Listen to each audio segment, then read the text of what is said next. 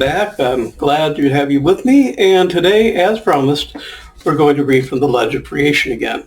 Now, I know I said that we do chapter 1, but chapter 1 is very short, so we're going to do chapters 1 through 3, so you get a better idea of what we're reading here.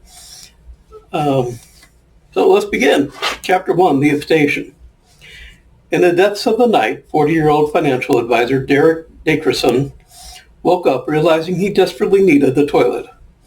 Slowly, he slid out of his bed and pointed his well-toned body towards the bedroom door. An uninvited spider snarled at him as Derek unwittingly tore into a fresh web the hairy arachnid had just finished stringing across the door. Dropping to the floor, the spider waved a leg angrily at Derek and scuttled off. Derek shrugged and lightly tiptoed to the bathroom to answer the call of nature. Deciding against flushing, not wanting to wake his pregnant fiancée, he washed his hands, dried them on a towel, and looked into the mirror to pose. Derek froze with terror. In the mirror, a second face looked back at him over his shoulder. Derek felt the full force of a refrigeration unit travel up his spine, freezing him rigid.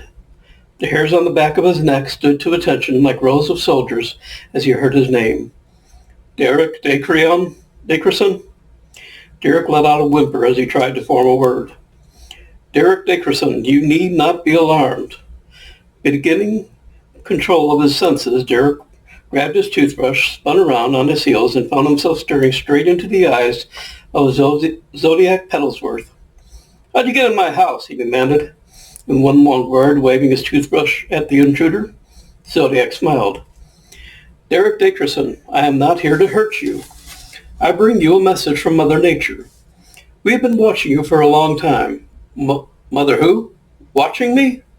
Mother Nature, I am here to ask that you assemble your cycling team. Now, what do we call it? Yes, Team Cogs and Clocks. Confusion overwhelmed Derek. Lowering his toothbrush, he could now see that the figure in front of him was not entirely solid. It shimmered. Are you a ghost? Did I just die? Zodiac looked at Derek sympathetically. No, Derek, I am not a ghost, and you are very much alive. Derek Dackerson sat down heavily on the side of the bath and rubbed his bloodshot eyes. What do you want with Team Cogs and Clocks? Zodiac shimmered and floated towards the very much alive Derek. We want you to race, he replied as he placed a warm finger on Derek's forehead, sending him quickly towards the bathroom floor and into a deep, beautiful sleep. The next morning, Derek opened his eyes to a pair of feet with brightly painted toenails. He worked his way up towards the very bemused face of his fiancée, Hetty. What are you doing on the bathroom floor? She asked. Derek sat up and looked at his fiancée with a confused look, then leapt up and ran down the stairs, dashing from room to room, looking for any sign of a break-in. Derek, said Hetty, what's going on? Derek turned towards his fiancée. I had a bad dream, I think. What time is it? And then he spotted it, a golden envelope laying on the floor in the middle of the room. 8 o'clock, replied Hetty. What's that? Derek picked up the golden envelope and turned it over in his hands. On the back were written two letters, M.N. M.N., said Hetty. What does that mean? Mother Nature, muttered Derek as he opened the envelope. As he did so, a rainbow of colors poured from the envelope, lighting up the room. As a spectrum of color permeated the room, a feeling of calm descended upon them both. And most importantly, a feeling of trust was instilled within them. Inside the envelope, there was a gold-braided note with instructions. Derek was filled with hope. After such a long string of bad luck, he knew what he had to do. He picked up his old brick mobile phone, it was all he could afford at present, and dialed. Later that evening, inside the Crank and Bracket cycling pub, Team Cogs and Clocks assembled, having received instructions to meet Derek there. Sitting around a long table, the group of would-be professional cyclists chatted among themselves. So what do you think this is all about? Asked a voice belonging to a tall, lanky man. I don't know, but it sounded urgent, replied another voice. Tell you what, though, I've not heard him this agitated for quite a while. Well, not since the financial crash, when all those pensioners chased him down the high street with their umbrellas, coughed a third voice. He had to go into hiding for a month when all those funds simply disappeared. There was a collective laugh as they all recalled the incident. Derek Dickerson was actually a very good financial advisor, but it had all gone a little pear-shaped after the Champagne disaster. He was once a high-flying, top-of-his-tree advisor to the very wealthy, and he had amassed an impressive portfolio of properties, many expensive cars, his Audi being his favorite, a collection of houses, and a batch of yellow chicks in a little hen house. He was a city slicker. Then one night, someone knocked over a bottle of champagne at a party, and it leaked into his famous mathematics calculator, which spewed out sporadic numbers. In a rush to move funds around, Derek used the dodgy calculations, and well, the rest is history. No more than a few days later, Derek had lost all his houses, his cars, his chicks, and his head office. However, over time, Derek slowly managed to rebuild a small part of his business.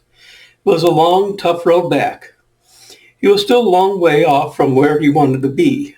The small terraced house and the clapped-out blue Yugo 45 bore witness to that fact.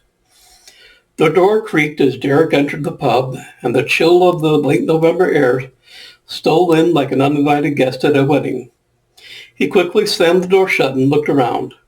The Crank and Bracket cycling pub was busy for a Wednesday night.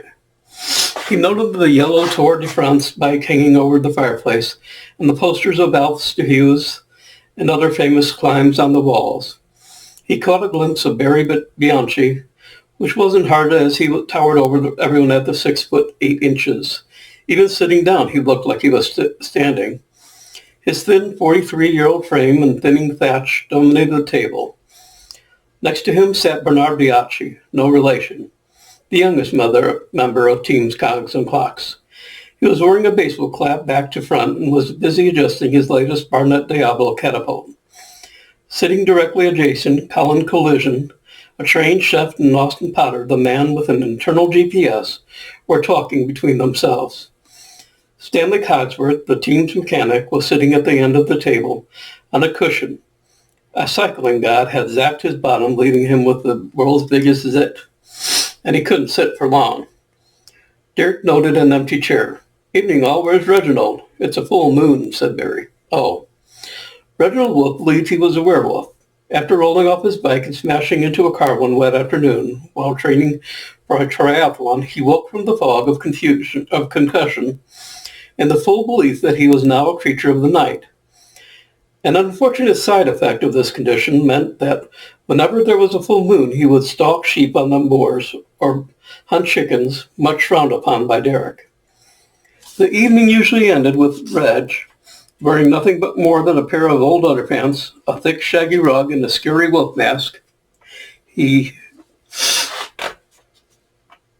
becoming a guest of the local constabulary. And it was no different tonight. The thin blue line had just picked him up, and he was currently ensconced at the police station across the road from the pub. The local police were becoming accustomed to his eccentric behavior. They thought he was harmless, as he never really endangered anyone or anything. And when the call came in that the man wearing a wolf mask was terrorizing sheep on the moors, the police were happy to accept the case. It was an easy call out and afforded them a brief respite. After being cautioned at the station, Reg was once more let loose into the night. The weather turned far for the worse that evening, and the rain streamed sideways along the road, fueled by a strong wind that had come from nowhere. Reg cursed as the wind blew rain up his trouser leg as he dashed across the road, stepping round puddles and dodging the splash of passing cars. Finally making it to the door of the Crank and Bracket, he pushed it open. "Oh!" he howled as he entered the establishment. Spotting Team Cogs and Clocks, he trotted over, stopping briefly to admire the blown-up pictures of Mont Blanc hanging over the fireplace. And then he smiled when he glimpsed the piece of burnt toast he had smuggled in and pushed behind a vase on the mantelpiece. It was a social experiment to see how long it would take for somebody to notice it. It had now been 4 months. "Evening, Reg." "Evening, Mr. Wolf," replied Derek. "Good hunting?" Reg placed himself next to Barry on a long settee fixed against the wall. Not really. Thought I was about to catch a chicken when I was stopped in my tracks by a double-barreled shotgun. Really? Derek started to snigger. He was the king of crap one-liners. Shoot away then. What happened? The farmer thought I was a fox, and he almost blew my face off, said Reg calmly. Derek's face dropped at the thought of such a hideous act. Blimey, Reg, you really need to be careful. What would have happened if he had pulled the trigger? Reg appeared unfazed by his near-death experience. Well, I guess I'd be dead now, he replied as he helped himself to a crisp from a packet on the table. Yeah, then we could have had a wolf pie, said Collinson with a sly grin. Derek shook his head in amazement and stared at Reg, munching on the cheese and onion crisps. Reginald Wolfe was short, lean, and over 40. He had very little hair on his head, and amazingly, he had a wife and 2 beautiful little wolf cubs. Mrs. Wolfe had long ago decided he was a little odd and often random, which luckily for Reg she found captivating, even though she would never let on to Reg that she did. Now then, said Derek firmly, getting his head back into the present, let's get down to business. What did one plate say to the other? There was a collective sigh as everyone stared at each other. Even though Derek's had lost everything, his humor was still intact. Teams Cogs and Clocks leaned in. Lunch is on me, he guffawed, leaning back and wiping tears from his eyes. Once he had pulled himself together, Derek dropped into a more serious tone. I came across a cycle race that I believe you will find very interesting. What kind of race? Asked Colin, chewing on a breadstick. Derek's face twisted as he deliberated what to say. It's a race with a difference. Sounds a little ominous, said Austin. Derek nodded in agreement and thought about the visitation, considering whether he should tell them or not. He concluded very quickly, thinking, nah, I'm not going to tell them. After all, what about the golden envelope? What would they make of that? He smiled at Austin Potter, the oldest member of Team Cogs and Clocks, who was nudging the dread 50. Austin was the team's navigator.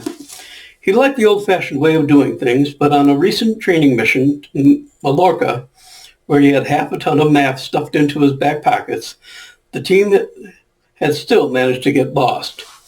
The senior rider reluctantly borrowed a satellite navigation system and clamped it to his bike. But he found the process of staring at the bloody thing distracting. A few days later, while out on a long ride, Austin was struggling to read the small screen in the glaring sun. Unfortunately, he was hurtling down a steep descent at the time, and in a lapse of concentration, he forgot about an impending sharp right-hand bend. The unlucky Austin flew off a cliff and landed in the sea. The satellite navigation system reacted badly to the salty water and began a short circuit. The surrounding liquid became violent as bubbles crashed over Austin's head and the GPS device exploded, sending pieces everywhere. A tiny fragment from the GPS receiving unit penetrated Austin's ear and lodged deep in his head, fusing onto his skull.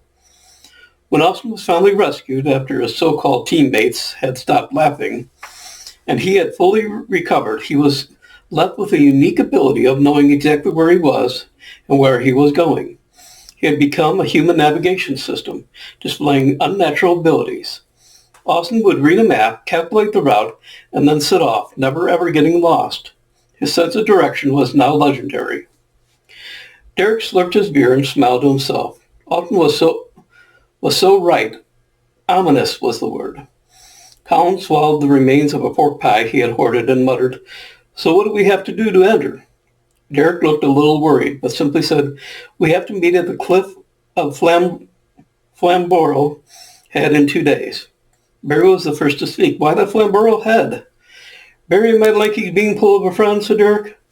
I honestly have no idea. Chapter 2, A Leap of Faith. It was early in the morning when a battered blue UL-45 spluttered and backfired into the car park by the lighthouse of the cliffs at Flamborough Head. An environmental disaster of smoke billowed from the car's exhaust, causing serious offense to the local wildlife. After shutting down the engine, by opening the bonnet and disconnecting the battery, Derek decided to take a short stroll in the morning sun.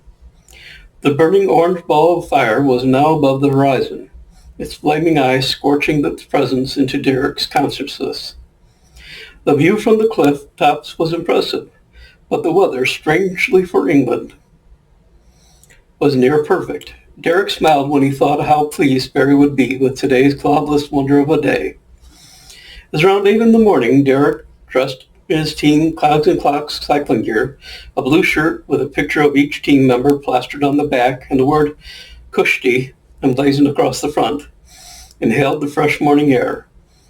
After a couple of minutes, he returned to his tatty old car and removed his beloved hot rod, his Botticelli bicycle. A honk of a car horn sounded the arrival of Barry Bianchi. As he pulled into the car park in his Focus and parked up next to the battered Yugo. Unfolding himself from the car, the lanky beanpole cracked his head on the door frame and cursed. He, too, was dressed in the team cycling top. "Morning, Derek," said Barry, turning to his very cheap bike rack on the roof of his car. Morning, Mr. Bianchi." Excuse me.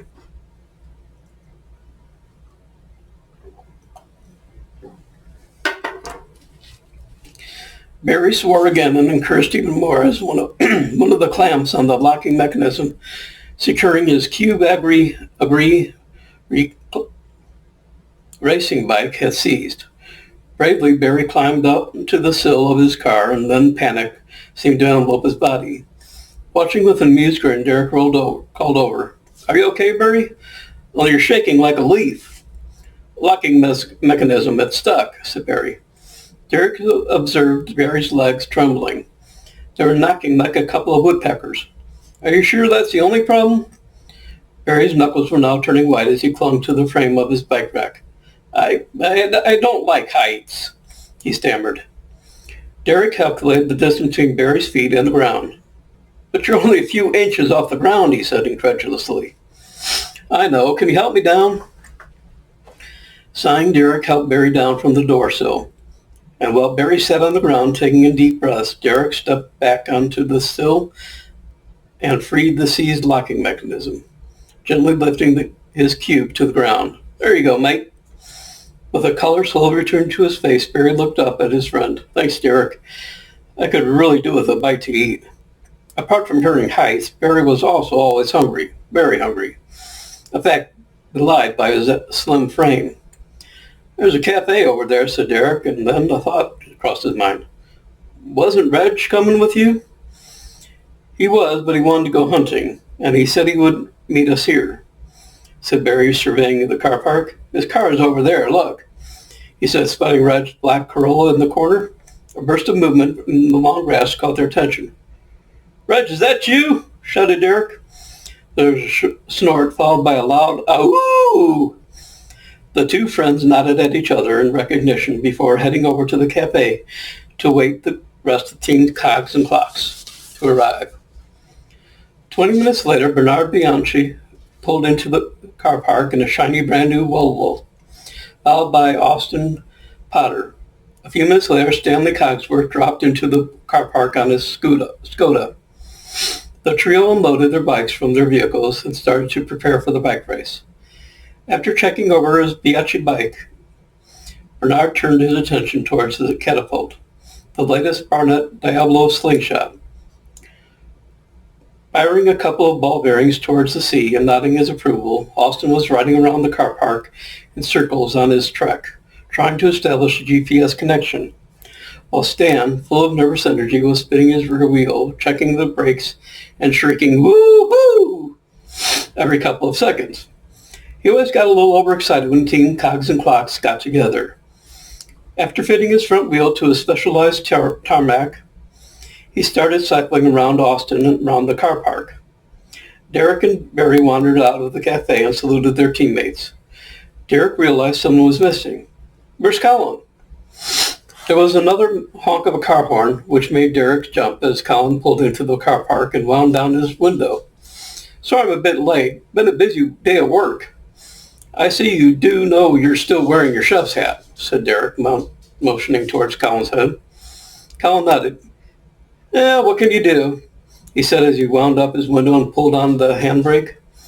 Getting out of the car, Colin lifted down his bike frame and started putting it together. Derek sighed. Colin Collinson was a good chef, but the sight of him piecing together his Planet X, his chef's hat bobbing in the breeze, well, it just wasn't right. He sighed again, wondering if all of this was just a mad dream, and then spotted something else. Barry? Burp. Yes, replied Barry. Would you please fetch Reginald from the grass? Minutes later, Reg was standing proudly next to his blue giant bike, and Team Cogs and Clocks was finally assembled. What a fine bunch of men, exclaimed Derek. Feeling proud that his team looked almost semi-professional, he pulled out the golden envelope. Woo! What's that? Said Reg. Derek grinned. That, my hairy friend, is our ticket to the race. And slowly opened the envelope. Sparkles in a spectrum of color burst from the envelope like an erupting volcano, shooting over the edge of the cliff, forming a rainbow road that led towards the open sea. Teams, Cogs and Clocks looked astonished. Woo-hoo! Let's follow the rainbow! Cried Stan excitedly. It doesn't go anywhere other than towards the sea, said Austin, looking thoughtful. Derek mounted his metal steed. Come on, let's have a look.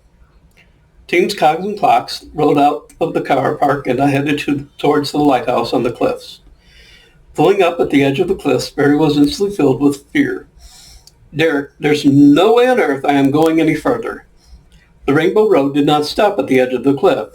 It carried on over the edge for about 100 meters before plummeting at a 90-degree angle into the sea.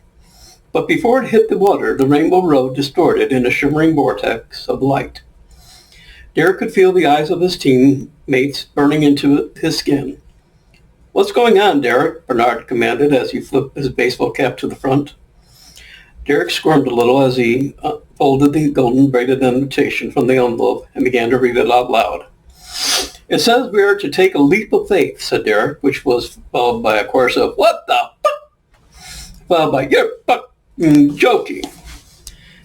It was time to come clean, so Derek sheepishly revealed his visitation. Never had you down as being mad, said Reg, which somewhat surprised Derek coming from him. Look, shouted Stan, you can stand on the rainbow. It's solid. Stan took a few steps from the edge of the cliff and was soon joined by Reg and Bernard. They continued to walk for about 20 meters and then stopped and stared down at the rocks below. So, what do you think? Asked Stan.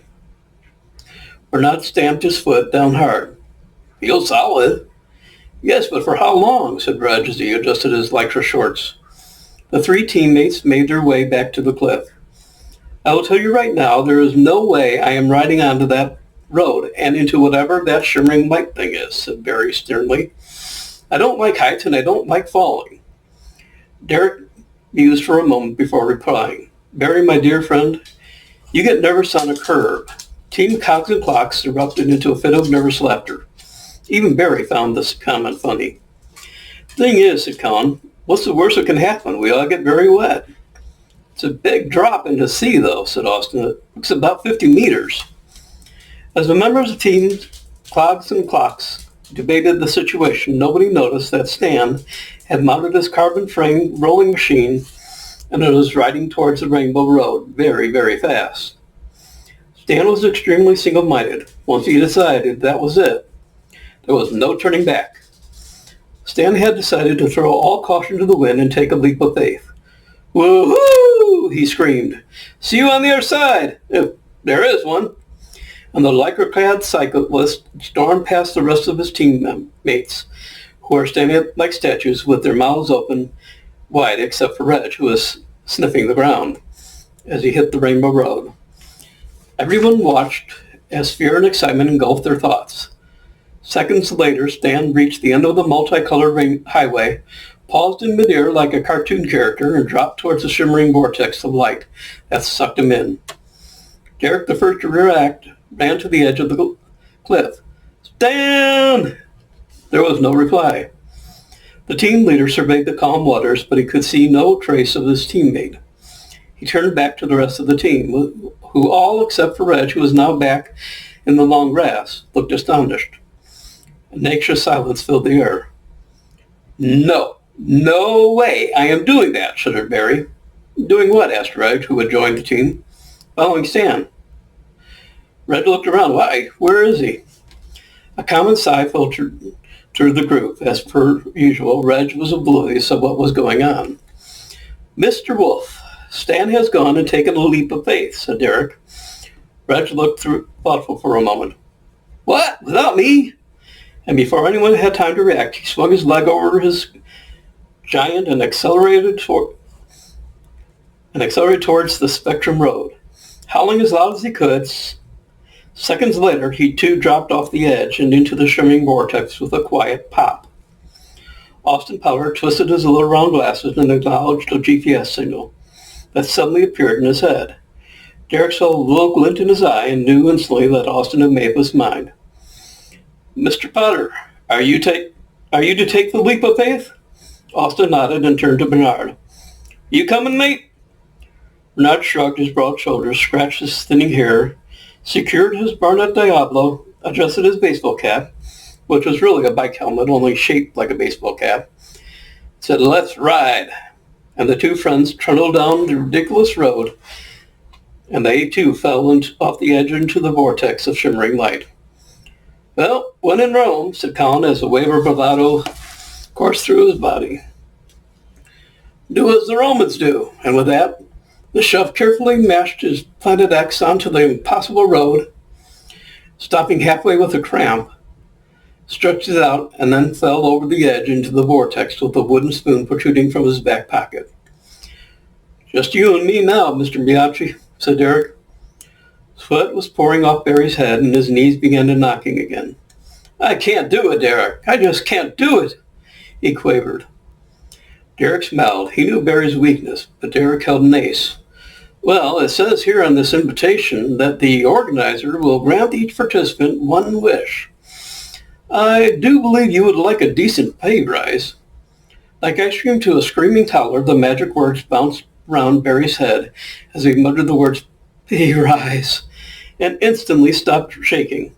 How much? He asked, as color slowly returned to his face. I really don't know, but I can imagine it would be substantial. Barry Bianchi worked as an air traffic controller, and he had not had a decent pay rise in years. When you say substantial, are we talking double figures percentage-wise? Derek beamed. Mr. Bianchi, I really couldn't say, but it does say any wish will be granted. Barry pondered this for a moment and then nodded as Derek said, put this blindfold on and I will guide you. Barry looked and felt uneasy. I really don't know about this, he said hesitatingly, but reluctantly placed the blindfold over his eyes. Ready, Barry? Absolutely not! Derek grinned as he gently guided Barry towards the leap of faith, and together they slowly edged forwards. I don't like this, shouted Barry, his voice rising. I don't like this at all! And his legs began to shudder like a couple of jackhammers. Barry, this might help. Derek cleared his throat. What bow cannot be tied? Barry waited for the punchline, who knew it was going to be bad. A rainbow, cried Derek and burst out laughing. Get it? Barry appeared to chuckle, but his knocking knees soon drowned it out. Derek had to think fast. You're doing great, Mr. Bianchi. Think of that pay rise. And again, as if by like magic, those wonderful words, pay rise, bounced around Barry's head, calming him down as Derek led the lanky beanpole towards the drop. A couple of minutes later, Barry piped up. How far until we fall? Derek looked out over the cliff to the white swirling vortex about 50 meters from the cliff edge. Oh, quite a ways yet, he lied as he gently rolled the two of them off the ledge. The first thing Derek noticed after Barry had stopped cursing was that they suddenly decelerated when they hit the swirling vortex, a blinding white light that engulfed the riders, leaving them with an odd feeling of isolation. The rainbow road rapidly faded and the vortex folded in on itself, vanishing with a shroot sound. A couple of seconds later, Derek and the stressed-out Barry appeared from another vortex and gently floated out, landing softly on a perfectly cut lawn in what appeared to be a gigantic garden. Woohoo! What a rush! Cried a very hyperactive Stan. Let's do that again! Derek was, excuse me,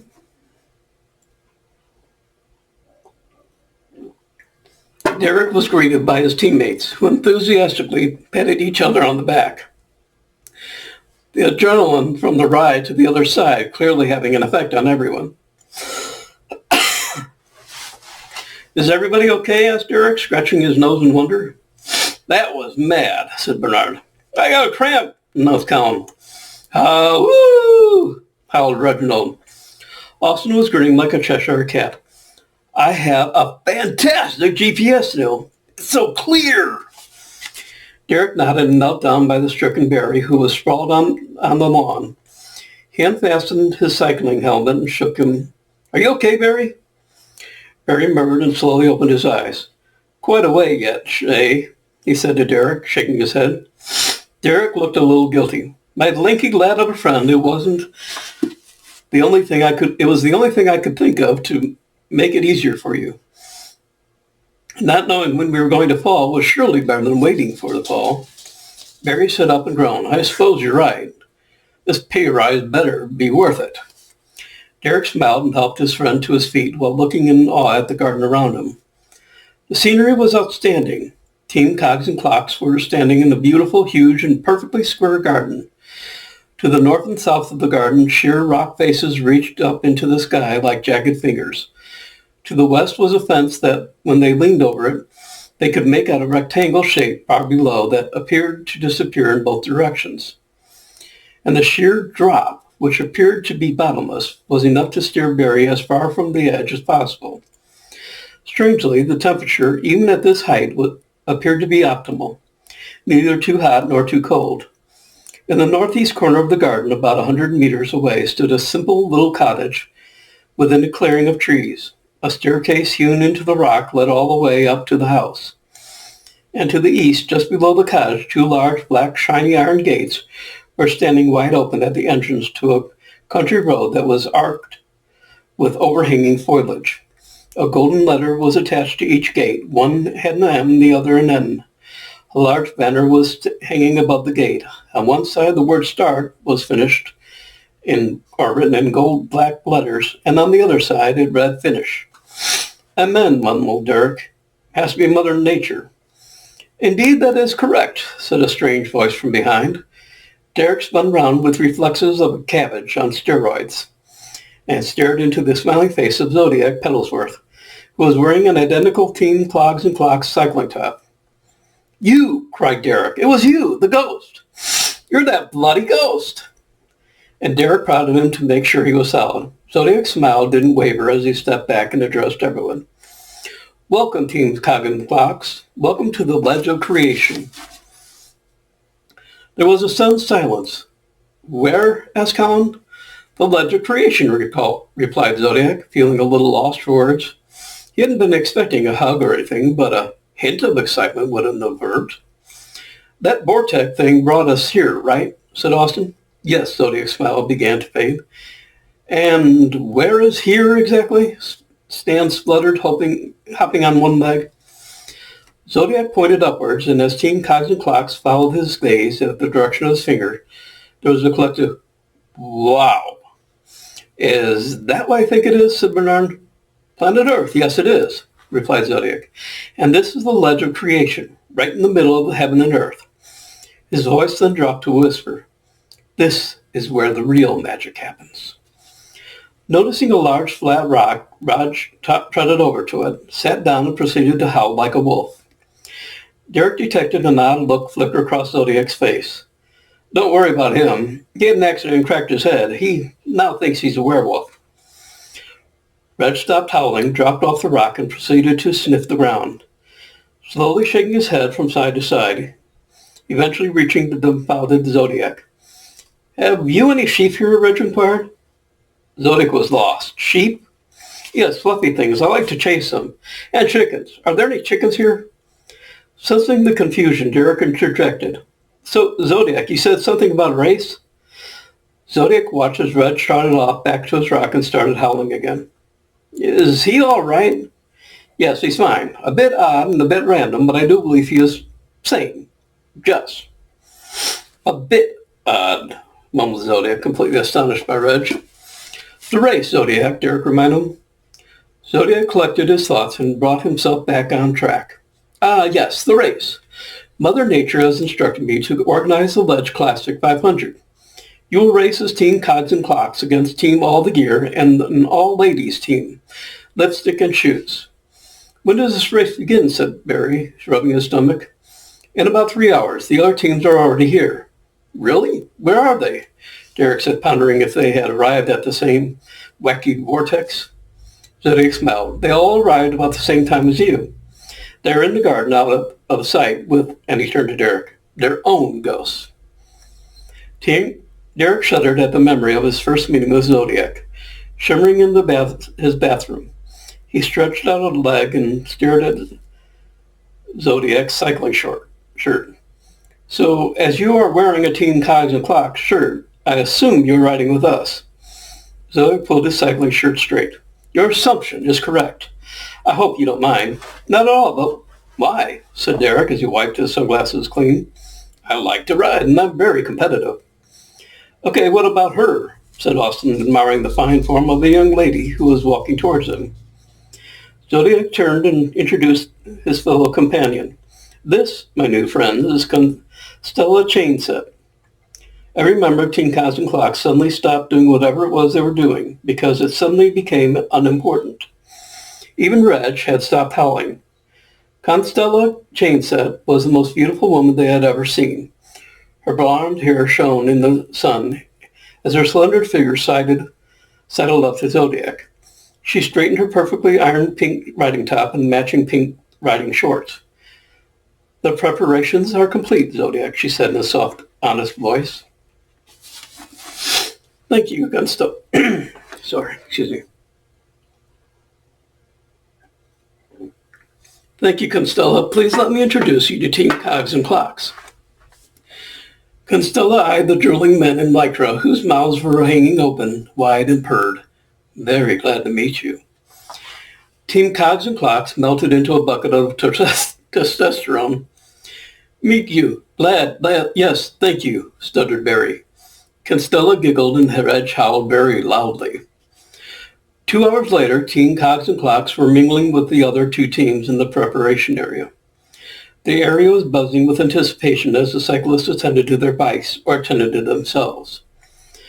Different types of food stalls were giving out food and drinks. Barry had already been to the food stalls twice and the toilets 3 times. Many of the administrators were milling around. They all seemed to be enjoying the atmosphere. Derek and his cycling warriors had met up with the 7 members of Team Lipstick and Shoes, and as the Reg had commented, they were very nice. Their team leader, Misty Blue, had shown them her specialized Amira sport bike. Stan was so impressed that he did 50 press-ups and 18 sit-ups. Lara Hourglass had a twinkle in her eye as she attended to her giant NB Advanced, and as Reg also had a giant, he gravitated towards her, and then howled. Surprisingly, Laura howled back and grinned. They also met the lovely administrator, Starlet Bering, who was a brunette version of Constella, and equally as eye-popping and jaw-droppingly gorgeous. She was riding with the women's team. At that moment, Team Cogs and Clocks became distracted when they heard a small, skinny man sporting a greasy black comb-over shouting commands, standing with his cycling helmet under his arm. The small man bellowed, "Team All the Gear, inspection!" 7 identical cyclists in identical clothing dismounted to the left of their bikes and saluted, tapping their bright white cycling helmets on their cloned heads. The team were bright white tops with bright white shorts and matching socks and shoes. Emblazoned in red on their shirts was a large letter A with a little G underneath. The team's little leader left the line and began inspection of his men. Clearly annoyed that he failed to detect any faults, agitated, he then spotted Team Cogs and Clocks and strolled towards them, his expression weasel-like. Clayton Sneer, captain of Team All the Gear. Their march slivered off his greasy tongue. Derek stepped forward and held out a hand. Derek Dacreson, Team Cogs and Clocks. Clayton stared at his outstretched hand with utter disgust and stepped backwards, putting his own hands behind his back. Indeed you are, he said with bitter taste before continuing. Ah, yes, teams Cogs and Clocks. Interesting name. Do you yourself or some? Do you time yourself or something? Is time an issue with you? Not really. No. Why? Just curious. And tell me, why is this bike of yours? What is this bike of yours? A Botticelli. Never heard of it. Are they made mail order? Dirk laughed. Mail order? I very much think not. They're actually very good. Really? I've never heard of them, so they can't be that good. Clearly not as good as our Trek Domain 5.9 with a Dura Ace setup. Oh, okay, said Dura, his opinion of Clayton crashed faster. Then the financial crisis. Deciding he had had enough, he stepped back as Reg began sniffing around Clayton. What are you doing? Clayton demanded with a sneer and hint of confusion. Reg straightened up. Have you got a chicken? Clayton looked completely lost. No, why? I like chasing chickens. I don't have a chicken, Clayton roared in anger. Are you sure? Only I can smell one. Inside his hasty little head, Clayton exploded with rage while Reg howled. Clayton was clearly lost. He had never met anyone like Reg before, and all he could think to do was pull out his toolkit and flick open an Allen key. I'll dismantle your bikes, he cried as he advanced towards them, just as Bernard fired off a ball bearing that passed within a millimeter of Clayton's nose. Clayton froze as Bernard reloaded his Barnett Diablo slingshot and took aim. The next one takes your nose off, Bernard hissed. Clayton sneered. This is not over, he whispered. And he ordered his team to mount their identical Trek bicycles. All the gear and no idea, mused Bernard. What an idiot, added Cohen while finishing off an ice cream. Moments later, Zodiac appeared full of joy. Is everything all right, he moaned. Not really. We just had an unfortunate encounter with Team Allgear, said Garrick. Zodiac screwed up his face and his voice became serious. I'm sorry, they are here because of Minister General Buck's Wad. He wants them to beat you and, more importantly, me. Why? Said Austin. It's a long story, but I'm the first administrator that Mother Nature brought up to the ledge. Bucks is technically my boss, but he hates the fact that I am the first, meaning I command the most respect, which I'm not all that bothered about. So he wants to bring you down, said Bernard. Basically, yes, and humiliate me. Is Bucks riding with him? No, Dave laughed. I shouldn't think so. He doesn't know what a bike is. Just then, at that precise moment, Buck's Wad passed by on a Trek Domain 5.9 and sneered at Zodiac as he formed a group with Team All the Gear. However, I could be wrong. A shadow appeared as the perfect frame of proton handles Makesmith made an entrance. Are you all set, Zodiac? Costello and I will be riding half an hour ahead of the pack to make sure the route is clear. Zodiac nodded. Team Cogs and Clocks, this is my good friend Proton. Proton had muscles where there were already muscles across his tall, lean body, and blonde hair fell to his shoulders. His big, round, blue eyes acknowledged and greeted Team Cogs and Clocks. Constella reappeared, and their duels returned as Proton led her towards the start line. As the teams watched the fine figure of Constella disappear out of view, Barry glanced at the sky. Looks like rain. I don't like rain. So Chapter 4 is the race begins. So we've met the teams, we've got things going, and I think the next one we have decided on is going to be later in the book, and it involves some pirates that are trying to keep the teams from getting to the end. So we'll take a look at that chapter. Now that you've met everybody, you'll know who we're talking about. The next thing that I'm going to read from my stuff, well, I'm not sure. I'll have to think about that, and I'll probably do that one probably Saturday or so. But in the meantime, keep looking out for our books. Ledger Creation is available on Amazon, and I'm not sure where else, but I will find out. But it is definitely worth looking into. It is a lot of fun, and we just scratched the surface. So,